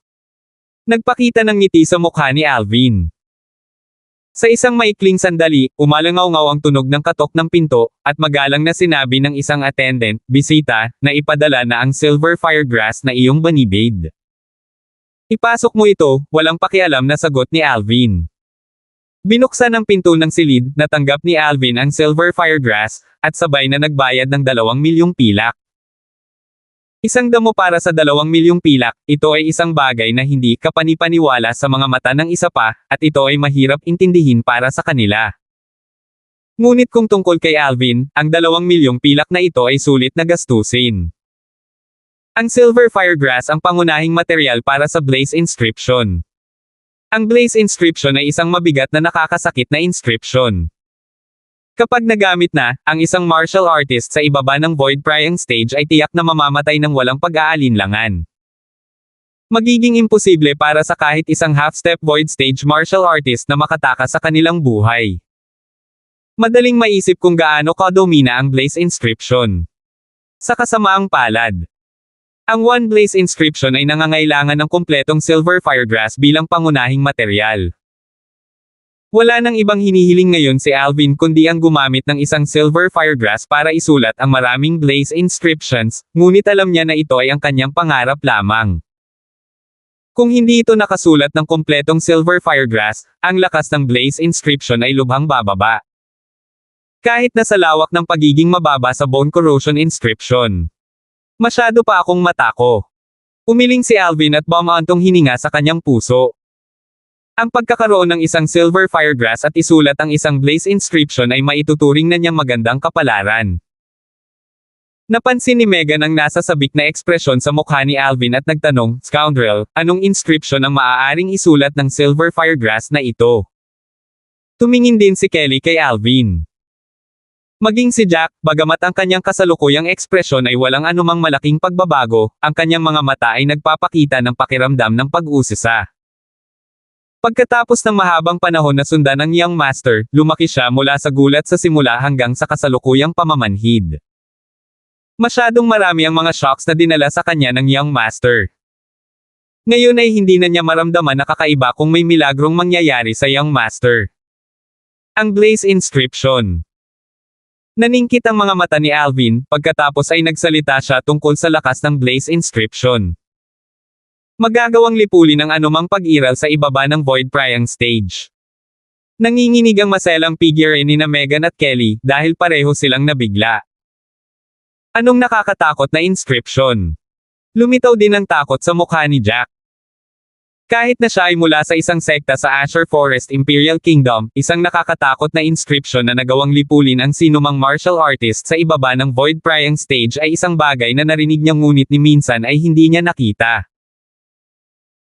Ayon sa kanyang kaalaman, ang ganitong uri ng inscription ay maaari lamang isulat ng mga master ng inscription na lumalaban sa langit. Bigla niyang naramdaman na hanggang ngayon, ang pagkaunawa niya sa Young Master ay isang patak pa rin sa karagatan at hindi dapat banggitin. Kapag makuha ang Silver Firegrass, ang aking mga natamo ay maaaring ituring na hindi masama. Napangiti si Alvin sa kasiyahan, at muling bumaba ang kanyang tingin sa platform ng auction sa bulwagan. Ang kasalukuyang isino-auction sa platform ng auction ay hindi isang item, ito ay isang tao, isang matatag na tao na nakatali sa bakal na tanikala. Sa mukha ng matipunong lalaki ay may kakaibang tatak. Alipin. Tumaas ang kilay ni Alvin nang makilala niya ang tatak na ito. Ang tatak na ito ay naruroon din sa mukha ni Jack. Gayunpaman, ang tatak sa mukha ni Jack ay kasalukuyang natatakpan ng kanyang maskara, at hindi ito napansin ng iba. Tumayo ang matipunong lalaki sa auction platform at winalis ng malamig na tingin ang hall ng auction house, dahilan para mamatla ang mukha ng marami. Ikatlong antas ng Nascent Soul Stage. Sa pag-asa sa kanyang mabigat na espiritual na lakas at sa karanasan ng Rebirth Martial Emperor, malabong matukoy ni Alvin ang antas ng paglilinang ng matatag na lalaking ito. Samantala, nagsalita ang matandang nasa auction platform. Lahat, ang katabi ko ay isang alipin na may cultivation sa ikatlong antas ng Nascent Soul Stage. Naiintindihan ng lahat kung ano ang mga alipin, kaya hindi ko na siya ipapakilala pa. Ang panimulang bid ay 1,000,000 pilak. 1,000,000 pilak. Pinanood ni Alvin ang eksena sa kanyang harapan na may malamig at walang malasakit na tingin na para bang wala itong kaugnayan sa kanya. Kahit na pagkatapos na sumanib sa mga alaala ng Rebirth Martial Emperor, hindi naman Rebirth Martial Emperor si Alvin, kaya nagkaroon siya ng sarili niyang mga iniisip. Ngayon, tinitingnan ng alipin bago siya ibinida ng iba, ang kanyang puso ay unti-unting nanlamig. Sa mundong ito kung saan iginagalang ang malalakas, ang buhay ng isang tao ay parang damo at masusukat sa pera. Sa pamamagitan lamang ng pagiging isang tunay na dalubhasa mapoprotektahan niya ang kanyang sarili at maprotektahan ang lahat ng nasa tabi niya. Alam niyang kung gusto niyang maging isang tunay na dalubhasa, malayo pa ang daang dapat niyang tahakin. 5,000,000 pilak. 6,000,000 pilak. Ang presyo ng ikatlong antas ng Nascent Soul Stage na alipin ay patuloy na tumaas. Sa huli, siya ay binili ng isang tao sa mataas na presyo na 8,000,000 pilak. Kasunod nito, isa pang ilang alipin ang na-auction. Ang lakas ng mga alipin na na-auction sa kalaunan ay nadagdagan. Ang pinakamalakas ay talagang isang pag-iral sa ika-6 na antas ng Nascent Soul Stage, at siya ay binili ng isang tao sa mataas na presyo na 80,000,000 pilak. Hindi mapigilan ni Alvin na mamangha. Ang mga taong ito ay gumagastos ng napakaraming pera upang bilhin ang mga aliping ito. Hindi kaya sila natatakot na ipagkanulo sila ng mga aliping ito. Medyo mahirap para kay Meghan na maunawaan.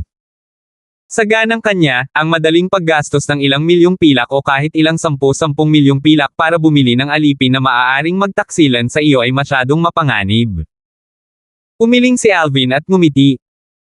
Little Meghan, ang mga taong maglakas loob na magbid para sa mga aliping ito ay karaniwang hindi magkukulang ng mga powerhouse sa kanilang tabi. Kaya't hindi sila natatakot sa mga aliping ito na ipagkanulo sila. Dahil ang mga taong ito ay naging alipin, nagpapakita ito na sila ay natatakot sa kamatayan. Para sa kapakanan ng buhay, hindi sila manggahas na kumilos ng padalos-dalos. Tumanggo si Meghan at pagkatapos ay napaisip. Ang sumusunod na item ay hindi na isang alipin. Isang batang babae ang may hawak na tray na natatakpan ng pulang tela habang naglalakad siya sa platform ng auction. Whoosh! Whoosh! At halos sa eksaktong sandaling iyon, ang dalawang maliliit na sawa na nasa loob ng manggas ni Alvin ay kumislap at bumaba sa bintana. His!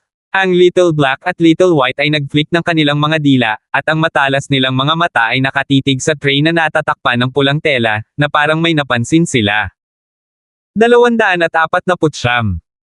Hindi na kailangang sabihin, ang mga aksyon ng dalawang maliliit na sawa ay nagulat din kay Alvin. Napansin kaya ni Little Black at Little White na pwedeng kainin.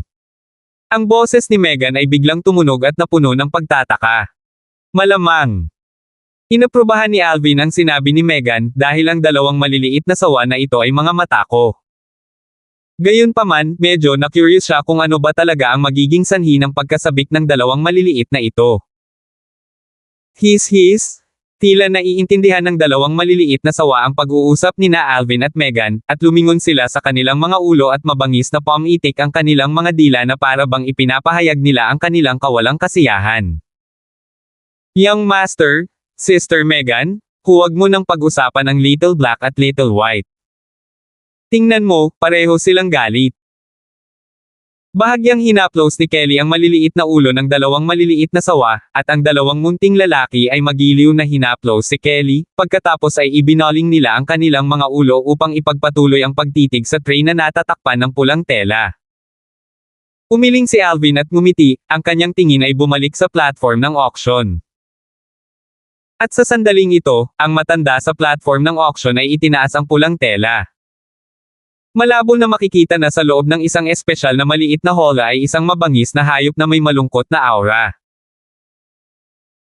Ang mabangis na hayop na ito ay isang maliit na daga lamang, at hindi tulad ng isang ordinaryong daga na magdudulot ng pagkasuklam sa isang tao. Ang daga na ito ay may buong katawan ng gininto ang balahibo na napakalambot, lubhang katulad ng isang plush toy mula sa nakaraang buhay ni Alvin sa Earth. Kasalukuyan, ang maliit na daga na ito ay nakahiga doon sa antok na estado. Na droga. Sumimangot si Alvin. Naunawaan niya sa isang sulyap na ang gintong maliit na daga na ito ay binigyan ng gamot na katulad ng Origin Silang Parasite. Ang Origin Silang Parasite, ang lason na nahawahan noon ni Jack, na nagawang sugpuin ang Origin Energy. Sobrang cute. Nagliwanag ang magagandang mata ni na Megan at Kelly nang makita nila ang gintong maliit na daga na ito, at ang mga bakas ng kinang ng ina ay lumitaw sa kanilang mga mata. His. Matapos makita ng dalawang maliliit na sawa ang maliit na gintong daga, labis silang nabalisa, at kung hindi dahil nandoon si Alvin na nanunood sa kanila, malamang na direkta na nilang nabasag ang bintana at nagmamadaling bumaba. Maliit na itim, maliit na puti. Kayong dalawa ay hindi maisip na kainin ito, di ba? Tiningnan ni Alvin ang dalawang maliliit na lalaki na may kakaibang tingin. Little Black, Little White, dapat maging masunurin kayong dalawa, hindi kayo makakain. Si Megan at Kelly ay nagmamadaling tumingin sa dalawang maliliit na lalaki at halos magkasabay na nagsalita. Kaagad, ang dalawang maliliit na lalaki ay lumuhad ang kanilang mga ulo, at ang mga umaagos na ilaw ay umikot sa kanilang mga mata. Malinaw, bahagyang hindi sila nasisiyahan. Balak talaga kayong dalawa kumain. Bahagyang natahimik si Alvin. Gayunpaman, kung maalis ang lason sa katawan nito, natatakot ako na imposibleng kainin yung dalawa. Bumaba muli ang tingin ni Alvin sa maliit na gintong daga, nakita niya na sa kasaganaan nito, ang munting gintong daga na ito ay malamang na hindi bababa sa dalawang maliliit na sawa. Kahit sa lawak na ito ay mas malakas pa. Young Master, sinasabi mo na ang maliit na gintong daga na iyon ay mas malakas pa kaysa Little Black at Little White. Hindi napigilan ni Kelly na mapasigaw sa mahinang boses, dahil alam niya ang lakas ng dalawang maliliit na sawa.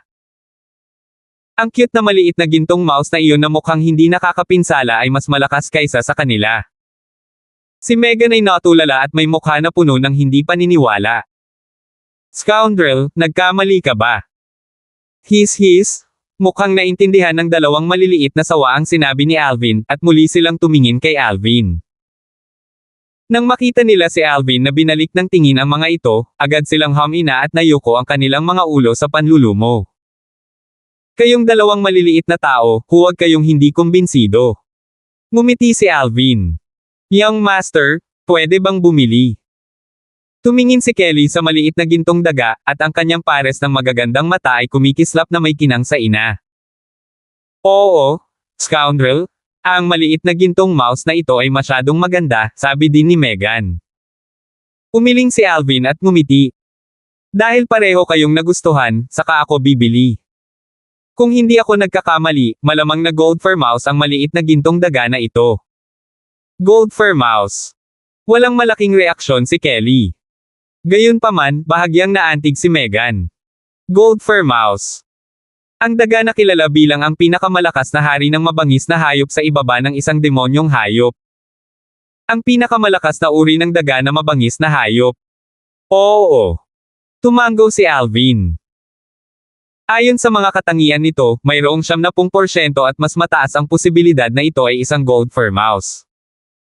Kung ito talaga ay isa, kailangan itong maghintay hanggang sa bilhin ko ito at suriin ito ng mabuti. Ang matandang lalaki sa auction platform ay nagsimula na ngayong ipakilala ang maliit na gintong mouse. Lahat, itong auction item ngayon ay isa sa huling 3 auction item ng ating auction ngayon. I presume some guests have already discerned it, tama ka, gold fur mouse ito. Tsaka, sanggol na daga.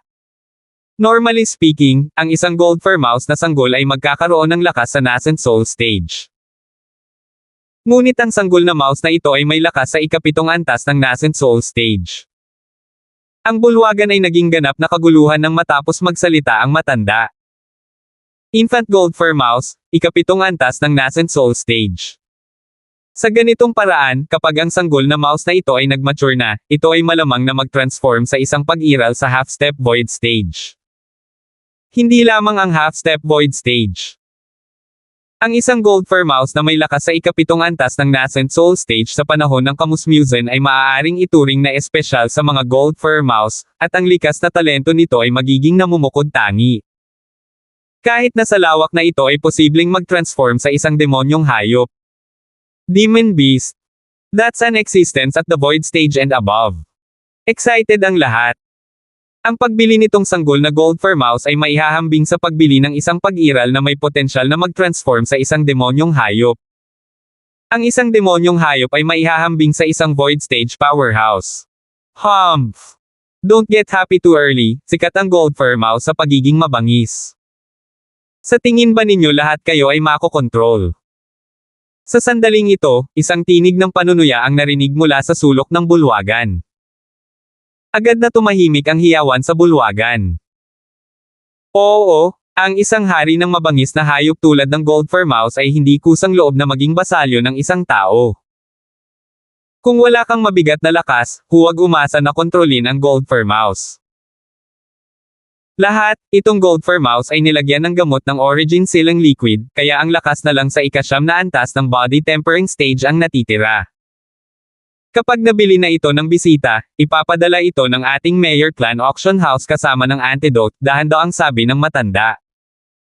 Young Master, ano ang origin sealing liquid? Sa silid, si Kelly ay may mukha na puno ng kuryosidad habang tinanong niya si Alvin. Ang origin sealing liquid ay isang uri ng nakakalaso na laso na pumipigil sa origin energy. Gayunpaman, maaari lamang nitong sugpuin ang origin energy ng mga mabangis na hayop at martial artist sa ibaba ng void prying stage, paliwanag ni Alvin. Ang origin sealing liquid ay maaaring ituring na mas mababang bersyon ng origin sealing parasite. At hindi gaanong nangingibabaw kaysa sa origin sealing parasite. Kung ito ay ang origin sealing parasite, hanggat hindi ito umiiral sa void initiation stage o mas mataas, halos lahat sila ay mahahawa. Katulad ni Jack, sa oras na iyon siya ay tiyak na nahawahan ng laso ng origin sealing parasite. Biglang naunawaan si Kelly nang marinig niya ang sinabi ni Alvin. Hindi ko talaga akalain na ang batang gold fur mouse na ito ay mas malakas kaysa Little Black at Little White. Gulat na sabi ni Megan. Ang kanyang sinabi ay naging sanhi din ng 2 maliliit na sawa na hindi mapakali, at ang kanilang 2 maliliit na mata ay napuno ng pagtanggi na tanggapin ito. Kayong 2 maliliit na tao ay ayaw pa ring tanggapin ito. Inunat ni Alvin ang kanyang kamay at pinitik ang maliliit na ulo ng 2 maliliit na sawa, pagkatapos ay muling bumaba ang kanyang tingin sa sanggol na gold fur mouse, at sumimangot siya. Sa lohikal na pagsasalita, bago mag-mature ang isang sanggol na gold fur mouse, ito ay nasa ika-9 na antas ng origin core stage. Mukhang hindi gaanong simple ang maliit na gintong mouse na ito. Kanina, hindi napansin ni Alvin na ang maliit na gintong daga ay isang sanggol na daga. Nang marinig niya ang mga salita ng matanda, bigla siyang naunawaan at napagtanto ang pagiging misteryoso ng munting gintong daga na ito at hindi ito simple. Samantala, nagsimula na ang bidding para sa sanggol na gold fur mouse. 1,000,000 ginto. Isang malakas na boses ang umalangaw-ngaw mula sa isang silid sa ikalawang palapag, na direktang pinipigilan ang lahat ng boses ng mga bid mula noon. Agad na tumahimik ang bulwagan. 1,000,000 ginto ay katumbas ng 100,000,000 pilak. Halos walang sino man sa loob ng bulwagan ang nakagawa ng napakaraming pera. Room number 7 na naman. Bahagyang nagulat si Alvin. Gumamit siya ng 2,000,000 pilak para sugpuin ang bid na 1,700,000 silver mula sa room number 7 para makuha ang silver firegrass kanina. 1,500,000 ginto. Isang boses ang narinig mula sa kabilang kwarto. Kumaibat ang mga sulok ng bibig ni Alvin. Ang mga taong ito ay talagang mayaman. Sa kalaunan, pagkatapos magbid ang room number 7 ng 3,000,000 ginto, pansamantalang tumahimik ang bidding ng sanggol na gold fur mouse. 3,000,000 ginto. 300,000 pilak iyon. Sino ba ang nasa room number 7? Napakayaman. Ang Mayor Clan Auction House lang ang nakakaalam ng mga pagkakakilanlan ng mga tao sa loob ng mga kwarto sa ikalawang palapag, at kapag umalis sila, lahat ito ay sa pamamagitan ng mga espesyal na CP. Marahil ito ay isang tao mula sa 3 dakilang angkan ng Black Queen City, o marahil ito ay isang tao mula sa malalaking grupo ng mga mangangalakal. Ang mga tao sa bulwagan ay itinuring na lamang na mga manunood, at nabigla sila sa napakataas na presyo. 3,000,000 ginto. Para sa kanila, ito ay isang yaman na mahirap para sa kanila na makuha. Ang guest sa room number 7 ay nagbid ng 3,000,000 gold. May iba pa bang bisita na gustong ituloy ang bidding? Sa platform ng auction, bahagyang nasa sabik ang matanda. 3,000,000 ginto minsan. 3,000,000 ginto 2 beses. 3,010,000 ginto. Sa ilalim ng mga tingin ni na Megan at Kelly ng Pag-asa, si Alvin ay nagbid ng hindi nagmamadali. Ang boses ni Alvin ay naging sanhi ng katahimikan sa buong bulwagan. Pagkaraan ng ilang sandali, nagkagulo ang bulwagan. Ang iba lahat ay nagdadagdag ng ilang daang libo sa isang pagkakataon. Hindi ba masyadong kuripot ang bisitang ito mula sa room number 1? Eksakto, talagang nagdaragdag lang ng 10,000 ginto. Nagsimulang mag-usap ang maraming tao. Itinuring ni Alvin ang mga talakayang ito na hindi niya napansin nang marinig niya ang mga ito. 10,000 ginto. Madaling kausap. Iyan ay ginto, hindi pilak. Ang 10,000 ginto ay katumbas ng 1,000,000 pilak, at iyon ay katumbas ng isang Fergana horse. Itinuturing pa ba itong maliit na halaga? Muling umalangaw-ngaw ang nakakakilabot na boses mula sa room number 7. 3,500,000 ginto. Ang mga tao sa bulwagan ay agad na huminga sa paghanga. Ito ang tinatawag na domineering, direktang nagdaragdag ng 470,000 ginto. Exactly, compared sa guest sa room number 7, masyadong kuripot ang guest sa room number 1. Siguro kung ang bisita sa room number 1 ay magpapatuloy sa pagbibid. Kasabay ng pagsabog ng talakayan sa bulwagan, sa wakas ay ibinuka ni Alvin ang kanyang bibig ng tamad. 3,510,000 ginto. 250. Matapos muling ipahayag ni Alvin ang kanyang alok. Katahimikan. Ang bulwagan ay nakamamatay na tahimik. Walang mag-aakalang hindi lamang ang panauhin sa room number 1 ang susunod sa bid, ang panauhin ay muling nagdagdag ng 10,000 ginto. Muling tumunog ang malakas na boses mula sa room number 7, at ito ay halo-halong galit. 3,800,000 ginto. 3,810,000 ginto. Hindi nagmamadaling sabi ni Alvin. This time, hindi na nakaimik ang mga tao sa hall. Gayunpaman, ang room number 7 ay tumahimik at hindi nagpatuloy sa pagbid. Malinaw, 3,800,000 ginto ang presyong itinakda ng tao sa room number 7 sa kanyang puso.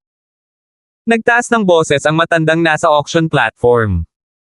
Ang guest sa room number 1 ay may bid na 3,810,000 gold. May mga guest ba na gustong ituloy ang bidding? 3,810,000 gold going once. 3,810,000 gold going twice. 3,810,000 gold going thrice. Deal. Oo. Sa room number 1, sina Megan at Kelly ay may mga mukha na puno ng pananabik. Matapang pang lumapit si Megan kay Alvin at binigyan ng halik si Alvin. Bagamat may ngiti sa mukha ni Alvin, dumudugo siya sa kanyang puso. Ang Emperor ng Crimson Sky Kingdom ay nagbigay sa kanya ng 10,000,000 ginto, at sa maikling panahon na ito, naubos na niya ang halos kalahati nito. Ang halagang ito ay halos 1/4 ng lahat ng kayamanan sa kanyang pag-aari. Panauhin. Hindi nagtagal, narinig ang boses ng attendant. Kasunod nito, nakita ni Alvin ang manager ng Mayor Clan Auction House, si Maki, na personal na nagpadala ng antidote at ng hola na may maliit na gintong daga sa kanila. Si Maki ay may masalimuot na tingin. Hindi niya akalain na may ganitong kalaking yaman ang binatang ito. Iyon ay halos 4,000,000 ginto. Matapos maibaba ni Maki ang maliit na gintong mouse at ang antidote, nag-withdraw si Alvin ng 3,810,000 ginto mula sa kanyang special ring at ipinasa ito kay Maki. Salamat, bisita. Matalim na sinulyapan ni Maki si Alvin at pagkatapos ay tumalikod at umalis. Matapos maisara ang pinto ng silid, binuksan ni Alvin ang hola at dinala ang maliit na gintong daga palabas. Tirit, tili. Ang pares ng maladyadegri na mata ng maliit na gintong mouse ay kumikislap na may matinding liwanag. Gusto nitong sumabog at atakihin si Alvin. Gayunpaman, ang kasalukuyang lakas nito sa ika-9 na antas ng body tempering stage ay wala sa mga mata ni Alvin, at madaling nahuli ito ni Alvin. He then smiled and said, "Little fellow, be obedient.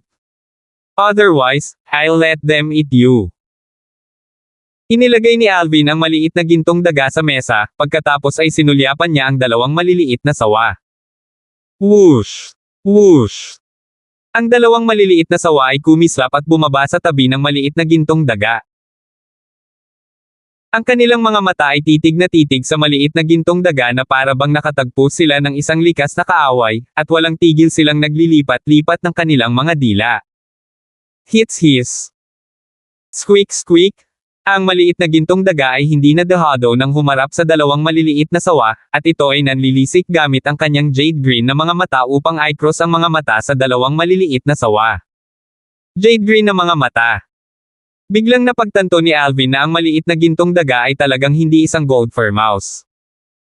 Ang mga mata ng isang gold fur mouse ay pawang pulang-pula ang kulay, at iyon ang isa sa mga katangian ng isang gold fur mouse. Sa pamamagitan ng mga alaala ng Rebirth Martial Emperor, si Alvin ay lubos na nakatitiyak dito.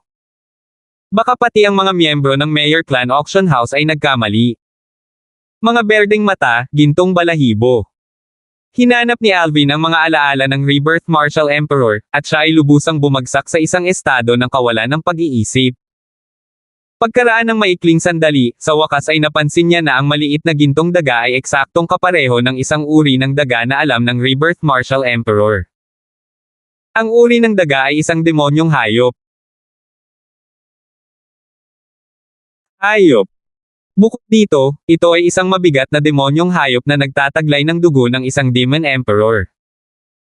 Sa Cloud Continent, kabilang sa mga nakatayo sa tuktok, bukod sa mga taong Martial Emperors, naroon din ang mga Demon Emperors ng mga demonyong hayop. Ang lakas ng isang Demon Emperor ay hindi mas mababa sa isang tao na Martial Emperor, kahit na mas malakas pa sila kaysa sa mga tao sa ilang aspeto. Jade-eyed Heavenly Mouse. Sa wakas ay kinumpirma ito ni Alvin. Ang maliit na gintong daga sa kanyang harapan na tila katulad ng isang gold fur mouse ay isang jade-eyed heavenly mouse na may likas na talento upang maging isang demon emperor. Isang demonyong hayop na nakatayo sa tuktok ng Cloud Continent. Who? Iniabot ni Alvin ang kanyang kamay at hinawakan ang maliit na gintong daga, pagkatapos ay maingat niyang pinalaki ang halo sa mga mata nito. Sa huli, kinumpirma niya ito. Wala pang 5 taon mula nang ipanganak ang munting gintong daga na ito, at mas matanda ito sa Little Black at Little White ng 1 taon. Ang mood ni Alvin ay hindi napigilan ang pag-akyat. Si Jade-Eyed Heavenly Mouse. Iyan ay isang pagkakaroon ng alamat. Kahit na ang Rebirth Martial Emperor ay narinig lamang ang pagkakaroon ng Jade-Eyed Heavenly Mice at hindi pa nakakita ni isa. Hanggat ang Jade-Eyed Heavenly Mouse ay hindi pa natatapos sa daan patungo sa maturity, na umaasa sa mabigat na bloodline nito, ang pagiging Demon Emperor ay sandali lang. Ngayon naramdaman ni Alvin na ang pagpunta sa Mayor Clan Auction House ay ang tamang desisyon. Sulit ang paglalakbay na ito. Hindi lang siya nagbid at kumuha ng Silver Firegrass, ngayon ay nakakuha pa siya ng Jade-Eyed Heavenly Mouse. Young Master, huwag mong hawakan ng ganyan, masakit yan. Sumakit ang puso ni Kelly habang kinukuha niya ang maliit na gintong daga mula kay Alvin, pagkatapos ay bahagya niyang hinaplos ang malambot na balahibo ng maliit na gintong daga at inaliw ito. Hindi masakit. Hindi masakit. Napansin ni Alvin na ang pares ng berdeng mata ng maliit na gintong daga na mabangis na nanlilisik sa kanya ay bumalik sa isang titig ng init nang tumingin ito kay Kelly, at ngayon ay hinaplos pa nito ang kamay ni Kelly ng labis na maamo. Sobrang cute. Iniabot ni Megan ang kanyang kamay upang haplasan din ang maliit na gintong daga, at ipinikit ng maliit na gintong daga ang mga mata nito na may pagpapahayag ng kasiyahan. His. Ang dalawang maliliit na sawa na nasa malapit ay may mga mata na may pagkainggit nang makita ang tagpong ito. Ang maliit na gintong mouse na ito ay hindi lalaki, tama. Iniabot ni Alvin ang kanyang kamay. Puno siya ng kuryosidad habang binabaligtad ang ibabang kalahati ng maliit na gintong daga at tumingin. Squeak squeak, ang maliit na gintong daga ay sumigaw at galit na pinandilatan si Alvin. Kaya ito ay isang maliit na babaeng daga. Ngumiti si Alvin, pagkatapos ay iniabot niya ang kanyang kamay at hinawakan ang dalawang maliliit na sawa. Little Black, Little White. Kung masunurin kayong dalawa in the future, bibigyan ko pa kayo ng 2 pang masarap na pagkain, at malalampasan pa rin ito ng lakas niyo sooner or later. That time, you two can bully it to your heart's content. His, hinagod ng dalawang maliliit na sawa si Alvin nang marinig nila ang sinabi nito. Medyo natuwa sila. Scoundrel, pinaliligaw mo si Little Black at Little White. Hindi napigilan ni Megan ang kanyang sarili na ilibot ang kanyang mga mata kay Alvin nang makita niya ang eksenang ito. Tiningnan ni Kelly ang panlunas sa mesa at nagtanong, Young Master, maaari ko bang ibigay ang panlunas na ito ng direkta sa Little Gold para kainin? Munting ginto. Nagulat si Alvin. Ilang sandali pa lang, ngunit binigyan na ni Kelly ng pangalan ang maliit na gintong daga. Tumango siya. Okay, diretsong ibigay ang panlunas dito. Gayunpaman, kung ibibigay mo ang panlunas dito ngayon, hindi ka makakasakit, di ba? Nang matapos siyang magsalita, tiningnan ni Alvin ang maliit na gintong daga na may mukha na puno ng pagbabantay. Ang maliit na gintong mouse ay isang Jade-Eyed Heavenly Mouse, isang hari sa gitna ng mga demonyong hayop. Kung magtantrum man ito, hindi ito biro. Sa oras na iyon, kahit nasa lakas ni Jack, maaaring hindi niya sila mailigtas sa tamang panahon. Hinawakan ni Kelly ang maliit na gintong daga, at ang kanyang magagandang mata ay parang tubig habang mahinahong nagtanong, huwag kang mag-alala, Young Master, hindi tayo sasalakayin ng Little Gold. Tama, Little Gold. Ang maliit na gintong daga ay tumango sa maliit nitong ulo na parang tao nang marinig ang sinabi ni Kelly, at kasabay nito, kampante nitong sinulyapan si Alvin, na naging dahilan upang matuwa si Alvin. Sa susunod na walang oras, pinakain ni Kelly ang antidote sa maliit na gintong daga. Pagkatapos ubusin ang panlunas, ang nalulumbay na aura sa maliit na gintong daga ay naglaho, at pinalitan ito ay isang masiglang aura. Para bang binigyan ng stimulant ang daga. His, ang dalawang maliliit na sawa na hawak ni Alvin ay tumitig sa maliit na gintong daga, at ang kanilang pares ng ginto at pilak na mga mata ay napuno ng pagbabantay. Squeak squeak, Inilabas ng maliit na gintong daga ang mga pangil nito at itinaas ang mga kuko nito sa dalawang maliliit na sawa, at isang nakakatakot na aura ang lumabas sa katawan nito. Agad-agad, sa espasyo sa itaas ng maliit na gintong mouse, 1,000 sinaunang mammoth silhouettes ang nabuo. Para bang sinasabi nito na ang maliit na katawan nito ay naglalaman ng matinding lakas. Lumubog ang mukha ni Alvin nang makita niya ang eksenang ito. Jack! Isang hakbang pasulong si Jack nang marinig niya si Alvin, at ang kakilakilabot na aura ng isang void-prying stage na powerhouse ay lumabas upang balutin ang maliit na gintong daga at idiniin ito. Squeak squeak, agad na nawala ang 1,000 sinaunang mammoth silhouette sa itaas ng maliit na gintong daga at bigla itong nawala. Ibinaon nito ang maliit na ulo sa kamay ni Kelly, at nanginginig pa ang katawan nito. Young Master, paano mo hihilingin kay Jack na takutin ito? Tumingin si Kelly kay Alvin at nagpout, pagkatapos ay iniabot niya ang kanyang kamay upang haplasan ang malambot na balahibo ng maliit na gintong daga at inaliw ito. Little Gold? Okay na? Okay na. Eksakto, scoundrel, bata pa lang, sabi rin ni Megan, pagkatapos ay pinuntahan niya ang maliit na gintong daga kasama si Kelly. Umiling si Alvin at mapait na ngumiti, dahil alam niyang muli na namang umagos ang maternal instinct ng dalawang babae. Gayunpaman, bilang malayo sa kanyang pag-aalala, ang gawa kanina ay kinakailangan. Kailangan man lang niyang ipaalam sa batang Jade-Eyed Heavenly Mouse na ito kung sino ang amo at hindi ito dapat maging mapangaha sa harap ng amo. His, parehong napatalon sa tuwa ang dalawang maliliit na sawa nang makita ang maliit na gintong daga na pilit na sumusuko. Pumulupot sila sa braso ni Alvin habang sila ay sumasayaw, at ang kanilang maliliit na ulo ay walang tigil na kinusko si Alvin. Little black, little white. Sa kabutihang palad, mayroon pa akong dalawa. Kung hindi, wala talaga akong lugar sa pamilyang ito. Nagkunwaring bumantong hininga si Alvin, pagkatapos ay tumingin siya sa dalawang maliliit na sawa na may ekspresyon na nagsasabing makakapit lang ako at aasa sa inyong dalawa sa hinaharap. Ang tono niya ay malabo na may halong selos sa loob. Young Master, anong sinasabi mo? Bastos. Inilibot ni Kelly at Megan ang kanilang mga mata kay Alvin nang marinig nila ang sinabi nito, dahil hindi nila inaasahan na magsaselo si Alvin sa maliit na gintong daga. Ang maliit na gintong daga ay naging masunurin matapos takutin ni Jack, at kahit na paminsan-minsan ay iniuunat ni Alvin ang kanyang daliri upang itumba ang maliit na ulo nito, mapipilitin itong itago ang galit sa sarili. Gayunpaman, sa dalawang batang babae, ang maliit na gintong daga ay may taos-pusong pagpapalagayang loob sa kanila. Parang kinuha nito ang dalawang babae bilang nanay nito. Batay sa mga evaluasyon ni Alvin, kahit na sinubukan niyang itaboy itong Jade-Eyed Heavenly Mouse na sanggol ngayon, malamang na ayaw nitong umalis. Ito ay isang bagay na hindi niya naisip kanina. 1,000,000 ginto. Sa sandaling ito, isang boses ang pumasok sa tainga ni Alvin, at muling tumingin si Alvin sa auction hall. Sa susunod na walang oras, nalaman niya kung ano ang kasalukuyang item sa auction mula sa mga talakayan sa bulwagan. Ito ay isang nakakasakit na inscription. Light Edge Inscription. Ang Light Edge Inscription ay isang uri ng inscription na may kakayahang lipulin ang mga nascent soul na martial artist, at kung ang isa ay umatake ng hindi inaasahan, kahit isang ika-9 na antas ng nascent soul martial artist ay maaaring mapatay.